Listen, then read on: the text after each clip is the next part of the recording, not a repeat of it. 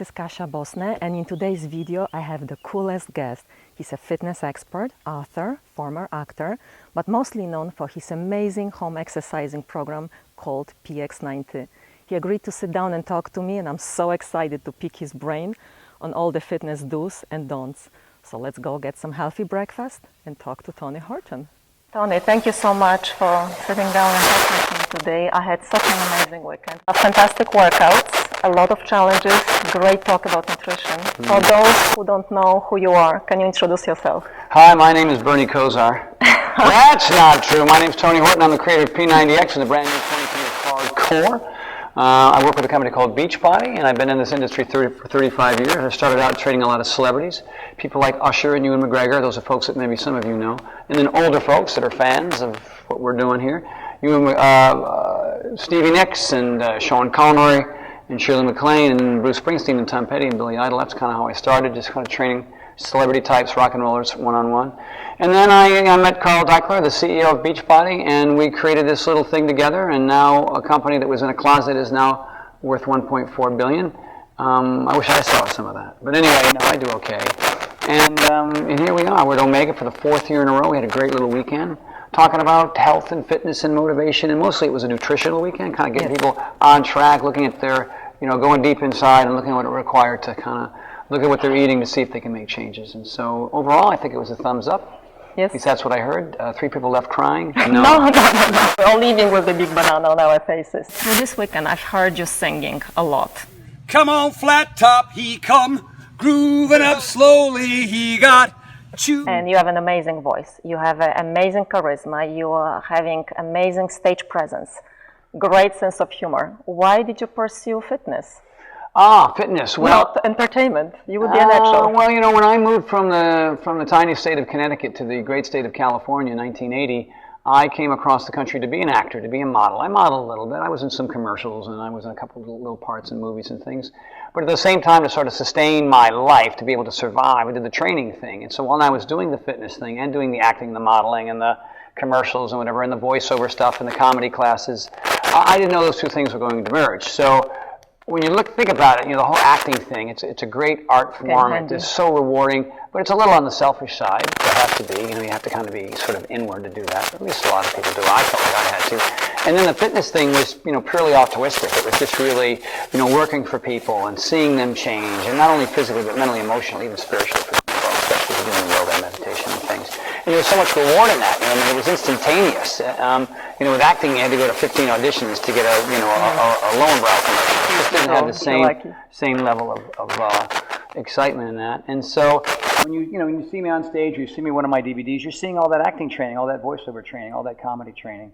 And it feels like, for me personally, the best way to disseminate the information, because a lot of trainers are sort of one-dimensional. You know what I mean? They have sort of this myopic view of fitness, and so it works for some of the people some of the time. But I'm trying to get as many people as possible, all walks of life, all ages, all levels of athleticism or lack thereof. All right, ankle over ankle. Let's go. You got to get synchronized. That's beautiful. Wait a minute. You got to get synchronized. What is happening? On camera, lack of perfection. I don't know what's happening. What number are you on? You don't even know. All right, other direction. 1, 2, 3, 4, 19, and 20. Nice. Good work. Good work.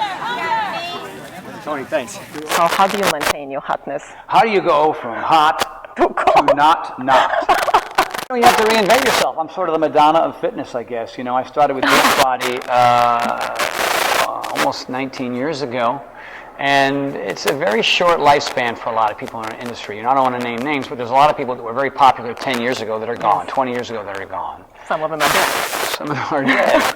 But apparently that death thing happens to all of us. So and my success comes because I know a little bit about everything. I'm not a master of any particular thing, but I'm a jack of all trades. And so that kind of diversification, that kind of variety, and then you also get the feedback at the end. But I think we all kind of know the difference between good food and not so good food. Of course, we created a not sure category, but we just sort of asked people at the end of the weekend to make a choice, to dig down and figure out what they can do to sort of really hone things a little bit. And so I work as hard as I can to make sure that people walk away feeling like they get it. And it's the persona or charisma or whatever you want to call it that hopefully delivers the message well enough.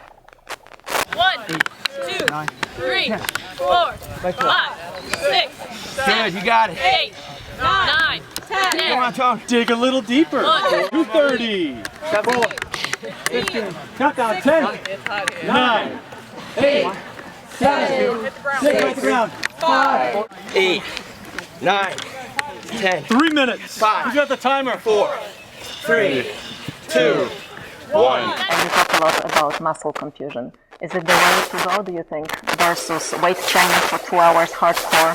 What's your way on? You know, it might not necessarily be the way to go for everybody because Wow, we got out there. There's a little excitement out there. So, you know, if you're a bodybuilder, obviously your focus is one thing. If you're a yoga instructor, it's going to be almost the antithesis of a bodybuilder. You know, but if you're the average person who's not a professional athlete and doesn't have a time to get in the car and go to the gym and change your clothes and get on somebody else's DNA and then whatever and take a class that's just one thing, you know, the idea here is to sort of get results, right? So, you know, so if you're trying to avoid boredom, which happens, injuries, which happen, and plateauing, which is like, and then you kind of level off. Then you need to work on your weaknesses. You need to, you need to spend your time on the edge of that envelope. You know what I mean? You really have to sort of, just short of hurting yourself, just short of overtraining. It's just sort of, it's an education. It's inspiration, motivation, education. Education is huge. And some of us, after high school or college, we're done. And so if you look at Omega here, there are almost 80 people who came here to become vulnerable, to put them in a situation where they don't know what was coming, and in the process of just being open-minded, not having low expectations, being in the moment, enjoying the journey. If those things are all happening, you walk away with some knowledge. Did everything I say and everything I do and everything I recommended, did that resonate with everyone 100%? No, there's just no shot. So there's no such thing as a universal truth when it comes to anything except for air, shelter, food, the basics, all the things that we need to do to sort of like staying out of the sun for 16 hours.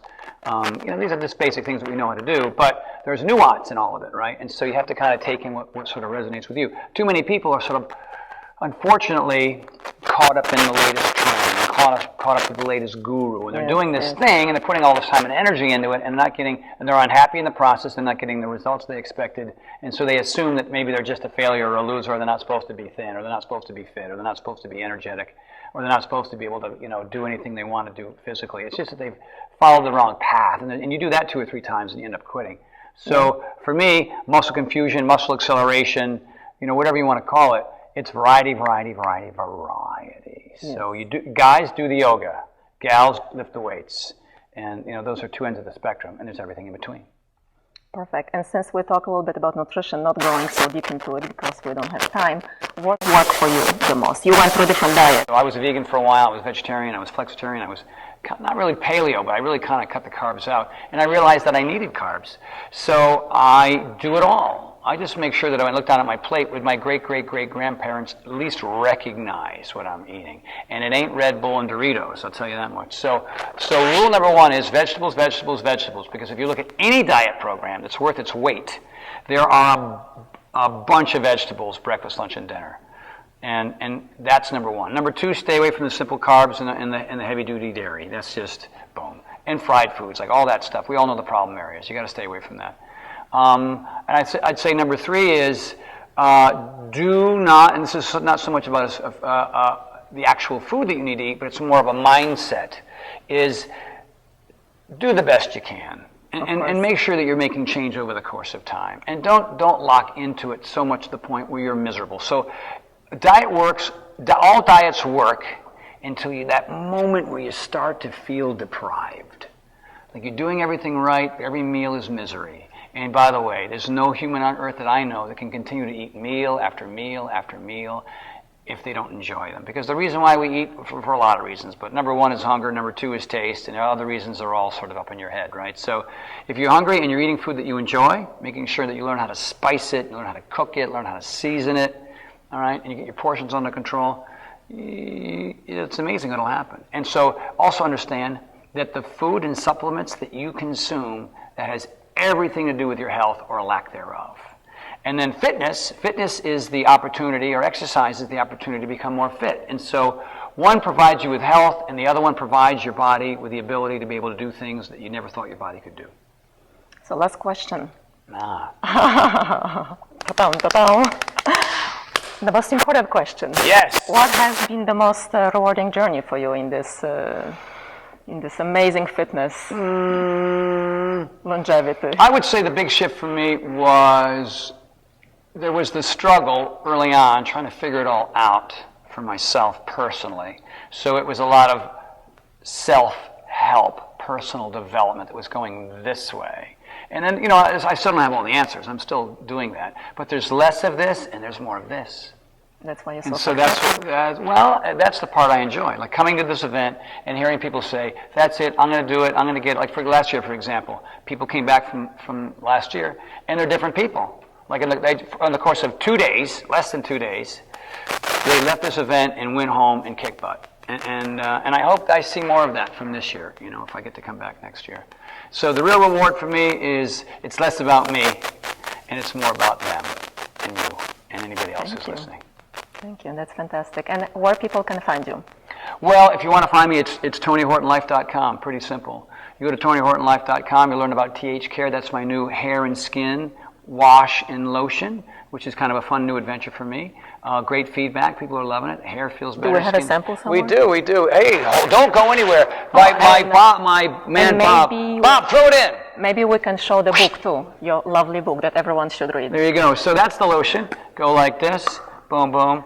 Spray. Smell that. Doesn't that smell good?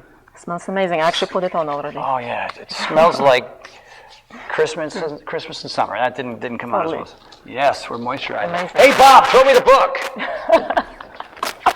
You see, we're having so much fun here. This is the best. You should definitely come next year to Omega Institute and be with this man over the weekend. I love it. So here's my book. It's called The Big Picture, The 11 Laws That Will Change Your Life. This is a personal development book. I did 2 fitness books about diet and exercise, and those were great. But people just, you know, you can give them all the information, but if they don't have little great tools to help sort of absorb it and sustain it and maintain it for a lifetime, these are really little 11 laws that help me. These are things that I needed to do that I wasn't doing, and so when I did them, I wrote a book about them, and people seem to love it. There's a lot of humor in the book, same as I am in person. Yes, that's true. Right? So, TonyHortonLife.com. You can buy my stuff, and you can find out where I'm going, what events I'm doing. I'm going to be in Rhode Island in a couple of days doing 2 events, and then I'm going to be at Mike Wigley heli skiing. If you're a skier, anybody, I mean, you're looking at this thing, you go to MikeWigley.com, you sign up and come heli ski with me. It's nice, right?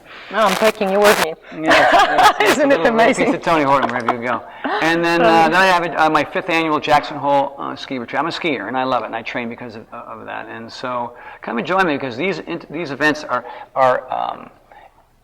you know, small events, just a few people, very intimate, you know what I mean? Unlike our Beachbody Summit, there's going to be 26,000 people. I'll be able to wave to you from like a mile and a half away. It's not the same thing.